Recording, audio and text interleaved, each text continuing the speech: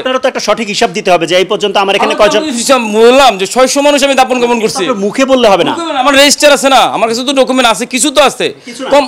এখন আপনার এখানে 900 জন মানুষ মারা গেছে, আপনি 900 জনের কিছু রাখলেন, বাকিদের লাশগুলো কোথায় গেল?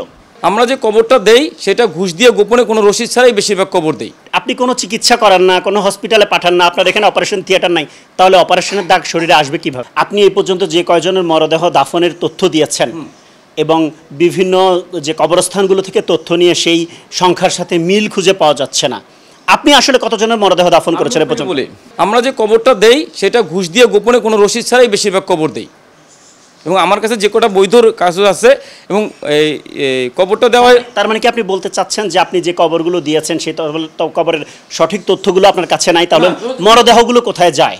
মরদেহ কবরস্থানে যায়। আমার কাছে কিছু তো রসিদ আছে, 600 মানুষ আমরা নিজের হাতে দাপন কাপন করছি। কোথায় দাফন করেছেন সেই মরদেহগুলো কোথায়, সেই তথ্য কি আপনার কাছে আছে? তথ্য আছে, আমাদের 3টে সরকারি কবরস্থানগুলোতে আছে। এখন আপনি যদি কবরস্থানগুলোতে যে আমাদের নামে তথ্য চান, চাইল্ড লাইন কয়টা কবর দিচ্ছে সেটা তথ্য আপনি পাবেন না।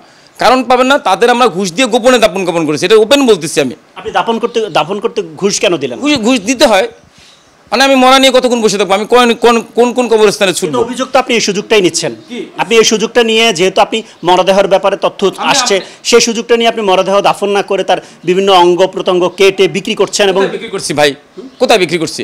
মানে এমন অভিযোগ আছে আপনার?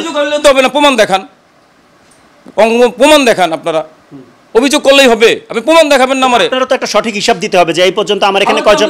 বললাম যে 600 মানুষ আমি দাপন কাপন করছি। মুখে বললে হবে না, আমার রেজিস্টার আছে না, আমার কাছে তো ডকুমেন্ট আছে, কিছু তো আছে কম। এখন আপনার এখানে 900 জন মানুষ মারা গেছে, আপনি 900 জনের কিছু রাখলেন, বাকিদের লাশগুলো কোথায় গেল? এটা তো কবরস্থানে আছে ভাই, কবরে আছে, কাগজপত্র কবরস্থানে। কবরস্থানে সব কাগজপত্র নাই, দেয় নাই, আমি কোত্থেকে পাবো? আমি কি ছাপাবো?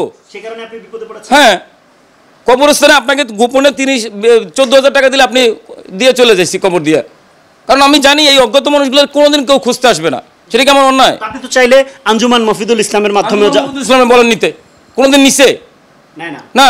এটা হলো আরেকটা, আপনারা খালি মুখেই বলেন যে অমুক সমস্যা, অমুক সমস্যা, আসলে বাস্তবতা এসে দেখেন কত কঠিন। অপারেশনের দাগগুলো আমার তো প্রত্যেকটা রুগীর অপারেশনের দাগ আছে, আমার প্রত্যেকটা রুগীর অপারেশনের দাগ আছে। আপনি এখানে চিকিৎসা করেন না, কোনো হসপিটালে পাঠান না।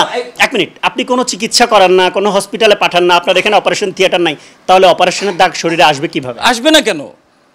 আসবে না কেন? এরা তো রাস্তা থেকে যখন তুলে আনি তাদের শরীরে ঘা থাকে, পোকা থাকে, পচন থাকে, সেগুলো ড্রেসিং করতে করতে দাগ হবে না? ড্রেসিং এর দাগ আর অপারেশনের দাগ কি এক? অপারেশনের দাগ আপনি দেখছেন না, তাহলে আপনি বললেন কেন ওটা অপারেশনের দাগ? তাহলে যে বলছে সে কি ভুল বলছে? ভুল বলছে, মিথ্যা বলছে।